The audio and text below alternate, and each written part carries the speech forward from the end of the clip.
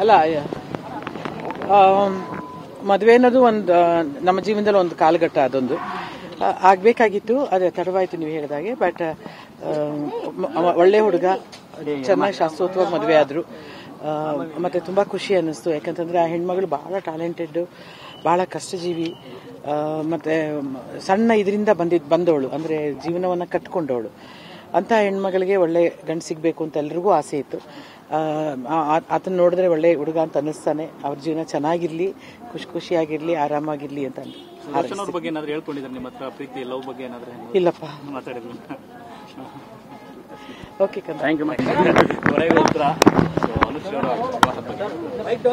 ಅಲ್ಲ ಮದುವೆ ಅನ್ನೋದು ಒಂದು ನಮ್ಮ ಜೀವನದಲ್ಲಿ ಒಂದು ಕಾಲಘಟ್ಟ, ಅದೊಂದು ಆಗ್ಬೇಕಾಗಿತ್ತು. ಅದೇ ತಡವಾಯ್ತು ನೀವು ಹೇಳಿದಾಗೆ. ಬಟ್ ಒಳ್ಳೆ ಹುಡುಗ, ಚೆನ್ನಾಗಿ ಶಾಸ್ತ್ರೋತ್ವಾಗಿ ಮದುವೆ ಆದ್ರು. ಮತ್ತೆ ತುಂಬಾ ಖುಷಿ ಅನ್ನಿಸ್ತು. ಯಾಕಂತಂದ್ರೆ ಆ ಹೆಣ್ಮಗಳು ಬಹಳ ಟ್ಯಾಲೆಂಟೆಡ್, ಬಹಳ ಕಷ್ಟಜೀವಿ, ಮತ್ತೆ ಸಣ್ಣ ಇದರಿಂದ ಬಂದವಳು, ಅಂದ್ರೆ ಜೀವನವನ್ನ ಕಟ್ಕೊಂಡವಳು.